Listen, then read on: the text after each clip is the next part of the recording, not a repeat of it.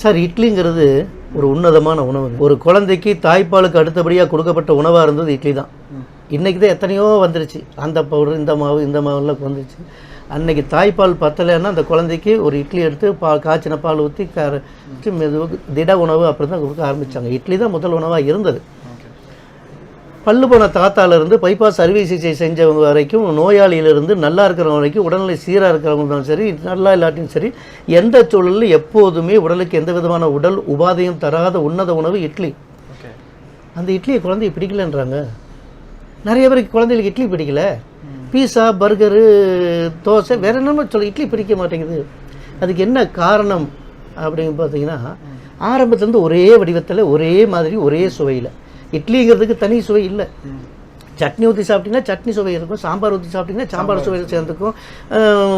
வேறு chicken, mutton, non veg எதுக்கு போனாலும் கூட அதோட சுவையை தரும். ஏன் இட்லிக்குன்னு ஒரு சுவையை நம்ம உருவாக்கக்கூடாது? ஒரு நாள் என் பையன் என்கிட்ட, அப்பா பீஸா வாங்கி கொடுன்றான். என்னப்பா அப்பா இட்லி கொண்டு செஞ்சுட்ருக்குற, சரி பீஸா தானே, இரு ஒரு வட்டை தட்டு எடுத்து, சாப்பிட்ற தட்டு ஒரு வட்டை தட்டு எடுத்து, கொஞ்சம் நெய்யெல்லாம் பூசி, இட்லி மாவு ஊற்றி, மத்தியானம் மிச்சம் இருந்த கூட்டு பொரியல்லாம் எடுத்து அது வேலையெல்லாம் போட்டு, கொஞ்சம் காய்கறியெல்லாம் எடுத்து போட்டு, இட்லி பொடியெல்லாம் போட்டு வேக வச்சு எடுத்து கட் பண்ணி கொடுத்தது பீஸா இட்லி. இப்போ நல்லா இருக்குப்பாண்ணா. இன்றைக்கி பார்த்தீங்கன்னா திருமண மண்டபங்கள்லாம் காலையில் இளநீர் இட்லி போடுங்க நீ, நைட்டு பீஸா இட்லி போடுங்க நீ. அதாவது ஒரு டிஃப்ரெண்ட்டு, ஒரு மாற்றம். அதான் எனக்கு ஒரு பொண்ணு, ஒரு பையன்.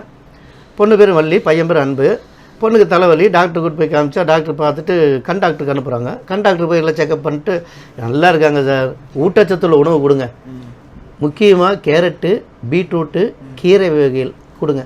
இதைத்தான் சாப்பிடவே மாட்டேங்குது குழந்தைங்க. நான் அரிசியை கண்டுபிடிச்சவன் இல்லை, உளுந்தை கண்டுபிடிச்சவன் இல்லை, இட்லி கண்டுபிடிச்சவன் இல்லை.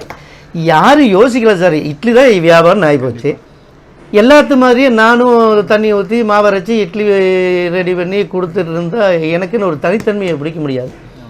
எல்லோரும் செய்கிற மாதிரி ஏன் செய்யணும்? அப்போ இளநீர் இட்லியை செஞ்சால் என்ன அப்படின்னு செஞ்சு இளநீர் இட்லி அறிமுகப்படுத்தினேன். நல்லா வரவேற்பு. மல்லிப்பூ இட்லி செஞ்சோம், அதே தான் குஷ்பு இட்லியும்பாங்க. அது இந்த இட்லி பிரபலமாகும்போது குஷ்புவும் திரைப்படத்தில் பிரபலமாக இருந்தாங்க.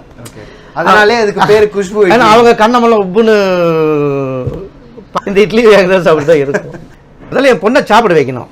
ரைட் ஏம்மா, உனக்கு நான் சாக்லேட் இட்லி பண்ணித்தரேன் இன்றைக்கி அப்படின்னாச்சு. ஒரு பீட்ரூட் எடுத்து துண்டு துண்டு அறுத்து மிக்சியில் போட்டு நல்லா மைய அரைச்சாச்சு, இட்லி மாவில் கலக்கியாச்சு.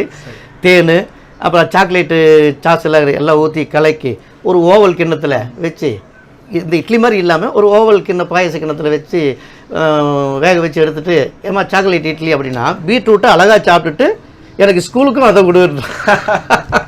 ஒரு கேரட் எடுத்து துண்டு அதுக்குன்னு மிக்சியில் போட்டு அதே மாதிரி மாவை அடித்து மாவில் கலக்கி, பைனாப்பிள் புட்டிங், பைனாப்பிள் சாஸெல்லாம் விற்கிறதெல்லாம் ஊற்றி, இனிப்புக்கு தேவையான சர்க்கரையே போடாமல் பனங்கருப்பட்டியோ அது தேனோ இல்லை ஊட்டம் நிறைந்த ஏதாவது ஒன்று போட்டு கலக்கி அதே மாதிரி டிஃப்ரெண்ட்டாக ஊற்றி கொடுத்தேன்.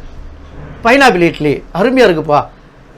அதாவது நேரடியாக கொடுத்தா வாங்க மாட்டாங்க. அதான் அவங்கள சாப்பிட வைக்கலாம். இப்போ பாதாம் 4 எடுத்து மிக்சியில் போட்டு அரைங்க, மாவில் கலக்குங்க, கொடுங்க. எனக்கு பாதாமுக்கு புற்றுநோய் எதிர்க்கக்கூடிய ஆற்றல் இருக்குன்னு நிறைய இந்த ரிசல்ட்டெல்லாம் வந்திருக்கு.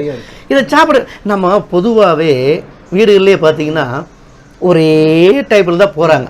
ஒரு சட்னி அரைக்கணும் அப்படின்னா தேங்காவோ உடச்சக்கல்ல இஞ்சி பூண்டு இதெல்லாம் போட்டு அரைக்கிறது.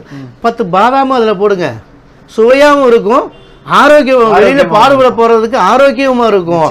இந்த மாதிரி சின்ன சின்ன விஷயங்களை சொன்னேன், அவங்க திரும்பி பார்க்க ஆரம்பித்தாங்க.